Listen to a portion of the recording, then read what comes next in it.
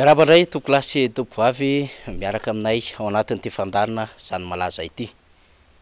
Nanokatra adevitra teo anivon'ny mpampita vaovao sy ireo mpizara vaovao ary ireo mpisehatra anatin'ny tontolon'ny fanabeazam-pirenena ny lahatsoratra nambaran'ny filoham-pirenena Andry Rajoelina atao anatin'ny compte Twitter-ny tamin'ny 17 volana May 2024. Raha dika dia toy izao no nambarana: 700 ireo isan'ny trano-tsekoly naorina manerina Madagasikara nanomboka tamin'ny fotoana ny fahaleovantena nakaty. Ny 700 amin'ireo dia naorintsika tao anatin'ny 3 taona nanomboka ny fiandohan'ny mandat ho an'ny zaza sy tanora malagasy. Io no nadikatsika ao anatin'izay fanazava-kevitra nentin'izay taoriana ny fitsidihana sy fitokanana trano-tsekoly tany farafangana sy tany vohipeno tamin'ny farany herinandro lasa teo. Rehetra dia samy mikarokaroka nilaza ny amin'ny hoe fa inona tokoa ny marina momba ny toy ny fanorenana trano-tsekoly teto Madagasikara ity raha toa ka ny filohan'ny repoblika no milaza amina antotanisa tahaka izao. Dika manko zany fa tena vitsy de vitsy reo trano-tsekoly naorina zany teto Madagasikara nandritra n'izay 80 taona mahery nazona ny fahaleovantena izany.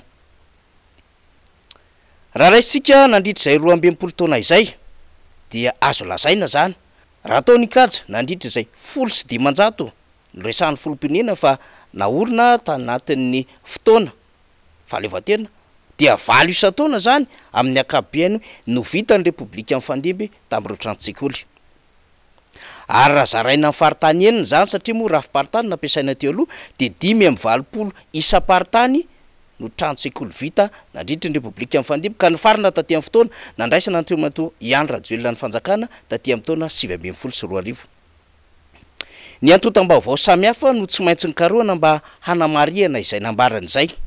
Na mety hanadisona io koa ny amin'ny hoe aiza no tokony hitondrana fanazavana ho an'ny vahoaka malagasy.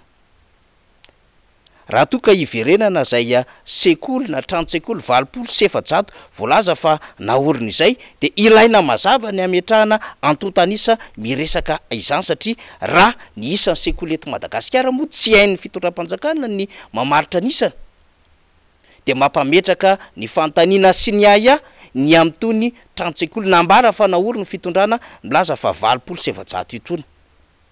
Mampiaya zany endriky ny taremarika izany satria ny kilalaona chiffre taremarika dia za rehefa fomba fanaon'ny fitondram-panjakana mba hanakomana ny asa tsy vita sy ny tsy fahombiazana ao anatin'ny fitantanana raharam-panjakana. Ary efa miverimberina loatra ihany koa ny fihetsika izay miendrika fanambaliana amin'ireo fitondrana ny fandimby teo aloha ka manana fahimalona trany rehetra ny amin'izay voambolana sy izay zavatra ambara ny fitondram-panjakana. Iny dia efa tsy magaga satria efa samy nieritreritra ny rehetra fa tsy maintsy misy zavatra hafa isehondray any amin'ny fitsidim-paritany ataon'ny filoham-pirenena. Kananjo dia niseho tokoa ity fanambarany tao anatin'ny Twitter ity tamin'ny 17 volana May. Ireo mpanao tambajotra sosialy moa izay nanaparitaka sady nanambara ny heviny mahakasika iny nambaran'ny filoham-pirenena iny dia samy milaza ny fahagagany ary nisy nampiseho ny fahasorenana. Tsokaitsika fa niokevitr' vitsivitsy tao anatin'izany. Nanja Rabeto Mampiona ohatra dia miteny fa 30 sekoly fotsiny ve zany no vitany dadilahy Tsiranana hoy izy tao anatin'ny faniokevina. Marcel Razafy Mahatratra indray dia nilaza fa iza ny mba mpanoro-hevitra n'ity olona ity fa dia tena any amin'ny tsy alehany avokoa ny resana. Ary raha lantondrina Jean-Lucien Aja dia nilaza fa inga Andry Rajoelina natao kany tsy hiteny fa tsy mety itsony efa ao anaty venina ve ilay famafazana lainga ho an'ny vahoaka malagasy. Fantaniana napetrana zany hoe 30 établissement scolaire zany no nitsangana nandritra ny fahaleovantena ka hatramin'ny 2018 satria 700 amin'ny 700 izay lazaindreo dia novitainao tamin'ity 3 taona ity. Baingatany zany ireo filoha ny fandimby ireo aoka kosa marina zay ny nambara mpanevitra ray. Ilahatra Andriamantsanga dia nilaza ny hoe teny efa fanambaninanay ary teny tsy azonay mpanangana foto-drafitrasa tahaka ny ralantondrina Jean-Lucien Aja ekena kosa aloha izao Twitter izao fa na apigadra ara tsy rarahako fa tena lainga marivo tototra ny filazana fa nareo no nahavita be indrindra tamin'ny établissement scolaire teto Madagasikara. Za tena fotsiny no efa nanangana salle de classe tsy latsaky ny folo teto Antananarivo sy tany Toliara araky nambarina eo anaty fonoteny tamin'ny projet Exapor. Tsy lazaiko tsony ny 3500 salle de classe nataony ny fidy tamin'ny andro ny Ravalomanana ka ny filazana fa 30 ny mba vita ny hafa nandritra zay fotoana izay de tena efa resaka dala kosa. Ny mpikirakira Facebook miresaka izany. Iry Jarakoto Zanakajy moa de nanambara fa mihoatra ny 3,7 na 40,000 ny isan'ny préscolaire ny EPP ary ny CEG fa tsy latsaky ny 900 izany araky ny nambarany ao anatin'ny fanio-keviny.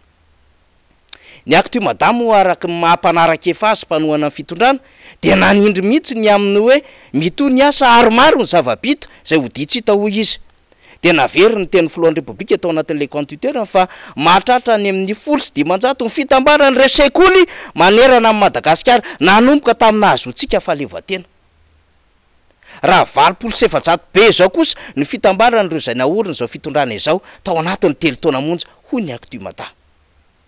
Izany hoy ny actu mada dia fanajana ny na de tokony tsy zay ara ny tenenio fa fanatanjahantena fa fanajana ny fadikanan'io ny velorano faevatra zay nataon'ny filoha dia ny fanabeazana ho an'ny rehetra. Tsara ny manamarika aloha fa ny EPP dia raha ny fomba namaritana azy sy nanondragnana anazy dia miainga avy eny anivon'ny Fokotany. Ny CEG dia eny anivon'ny commune ary ny lycée dia eny anivon'ny district. Raha ho an'ny fanjakana amin'ny fandimby teo aloha ho an'ny nanao fanagasinana dia samy nahatsapa tsara fa ny EPP zany na sekoly fanabeazana fototra dia miainga avy eny anivon'ny Fokotany ary ny CEG dia eny anivon'ny Firaisam-Pokotany, ny lycée kosa dia eny anivon'ny fivondronana teo aloha. Niezaka nikarika ho isika antotanisa na afahana nanome zay mety loharambavao manodidina izay filana tokony ilainy vahoaka malagasy izay. Satria raha mijery amin'izao fanazavana izao dia tsy lôzika mihitsiny raha ohatra ka maro be ny mpampianatra ho an'ny fanabeazam-pirenena eto Madagasikara ary indrindra ireo mpampianatra frama zay nampidirino mpiasam-panjakana amanetsiny izy amin'izao fotoana izao kanefa dia trano-tsekoly 700 mihitsy no nampianarina andreo nandritry ny fotoana ny fandimby ampolo taonany teto Madagasikara. Tsy lôzika izany ary efa fantatry ny rehetra fa mivarotra lainga sy fampiasonana indray ny fitondram-panjakana amin'izao fotoana izao. Ambonin'izany rehetra zany dia mbola tsy hita soratra ny politika mpampianarana sy ny fomba fampianarana zay tsy mazava ho an'ny eto Madagasikara nanomboka tamin'ny taona 2014 ka hatramin'izao. Ny école privée aza moa dia tsy mahazo tombontsoa mihitsiny avy amin'ny fanjakana. Eny na dia ireo fampitaovana zay tokony ho anjarany aza poroboroboana zay tontolo ny fampianarana izay. Ny vacation farany ohatra 2014 2014 dia mbola tsy azo hatramin'izao. Ary tsy mazava ny fomba fanaovana ny recrutement eo anivon'ireo mpampianatra frama ho mpiasam-panjakana. Raha ny zava-misy raisitsika nanomboka tany amin'ny taona 3 zay nametraha ny filoha Marc Ravalomanana izany kalitao amin'ny fampianarana izany dia ny entiny teo anatrehany mpamatsy vola ny plan éducation pour tous na ny EPT. Zany plan na éducation pour tous izany dia ao anatin'ny cycle primaire ho 7 taona no hanaovana ny fampianarana ka nahazona famatsim-bola raha ohatra ka ho raisitsika nanomboka taty amin'ny 5 ohatra dia 10 tapitrisa $, 9 5 tapitrisa $, 7 5 tapitrisa $. Ary tao anatin'ny éducation pour tous ity dia nieritreretina tamin'izany fa manomboka ny taona 13 ka hatramin'ny taona 15 dia hanana kalitehana fampianarana sy zaza malagasy mahiratra sy mahay ary trano-tsekoly tsara Madagasikara. Ny siparan'ny fanonganam-panjakana 7 moa zany rehetrarehetra izany ka tsy nahavitana itsony nametraka an'izay kalitao amin'ny fampianarana izany ary potika izany indrindrandrindra amin'izao Repoblika faefatra tapany faharoa izao. Raha raisitsika eo amin'ny fananganana trano-tsekoly satria izany no hiavin'ny adevitra zay nanomboantsika azy teo. Nivoaka tao anatin'ny boky hoe les défis de l'expansion de l'enseignement secondaire et de la formation à Madagascar. nambara ao anatin'izany fa tamin'ny taona 2 ka hatramin'ny taona 3 dia 9,750 sy ray alina ny trano-tsekoly efa nitsangana, ary ny taona 3 dia 9,700 sy 9 sy ray alina. Ny taona 4 dia 7,7 sy 700 sy 9 sy ray alina, ary ny taona 5 dia 7 sy 7 sy ray alina. Raha atotalo zany reo nandritry ny fotoana ny tantana ny filoha Marc-Ravalomanana teo anelanelany fotsiny 2 dia nahavita nanangana trano-tsekoly 1,700 sy 2 izy. Raha izay boky navoaka amin'ny Banque mondiale izay. Ny fanjakana nefa milaza fa tao anatin'ny 3 taona dia nahavita nanangana sekoly 700. Ka raha raisina ao anatin'ny elanelany reto antotanisa ireto, voalohany raisintsika taty amin'ny 3 ka 4 dia mahita elanelany any amin'ny 200 any hoany trano-tsekoly naorina. Ato amin'ny 4 dia ahitana taratra fa manodidina ny 500 ny trano-tsekoly naorina, ary taty amin'ny 5 dia mananika ny 300 tany hoany izany. Dikan'izay ny trano-tsekoly vita ny filoha Marc-Ravalomanana teo anelanelany ny 4 misy 500 tao anatin'ny herintaona monja izany, dia ny fanjakana malagasy no nanenjika azy taty amin'ny taona 3 taona sy tapany 700 ny resantsika.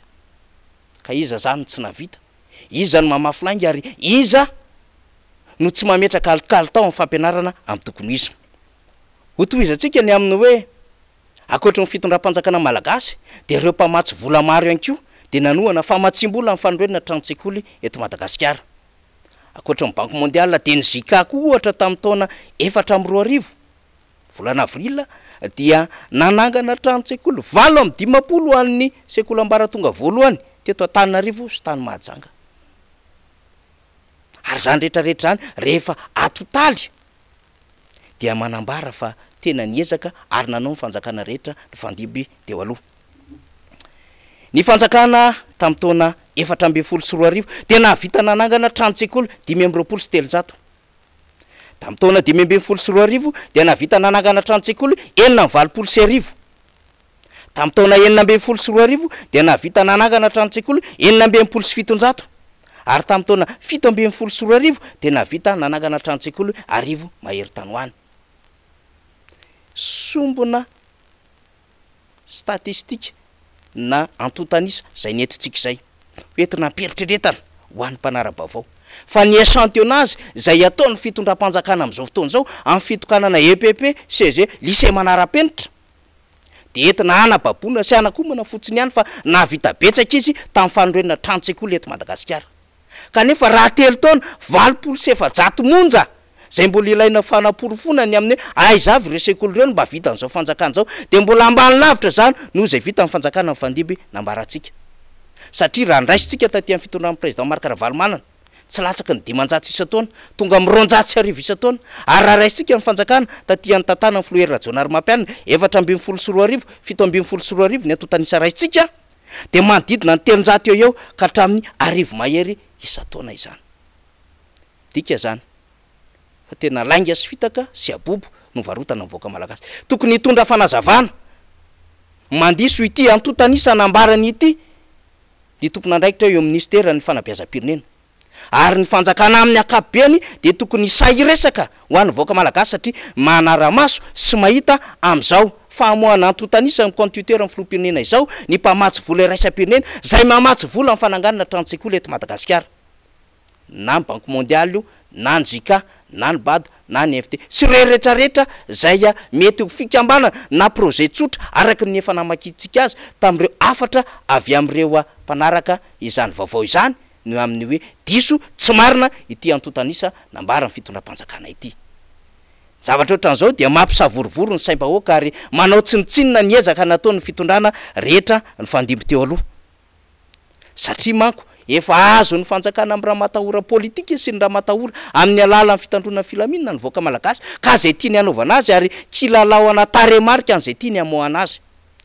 veritsika ary nitsangana be sy maro io zany nanomboka tamin'ny omaly ny amin'ny tsirary ny tsekena ary tsy marina io antotanisa nyzaray ny fitondram-panjakana io miandry fanazavana ofisialy isika sy famerenandohany miamy tsy fahamarinana zany adevitra zany fa tsetsatsetsat tsy aritra ny ilazantsika fa ny isan'ny fokotany eto Madagasikara de manodidididina any amin'ny 4 alina anoany na 20 000 rehefa manatanteraka fifidianana isika de ny EPP matetika no hanaovana birao fantatsam-bato akoatrin'ny EPP dia tranopokon'olona ary akoatrin'ny tranopokon'olona de mety ho trano manokana zay manana an'izay sokajy ara-pampianarana izay kanefa rehefa mijery an'izao nanatanteraka fifidianana nandritry ny ampolo taona maro isika tamin'ny alalan'ireo EPP mpanjakana ireo dikan'izany tsy marina ny filazana fa 1,700 ihany ny vita teo aloha satria raha izany 1,700 zany mankony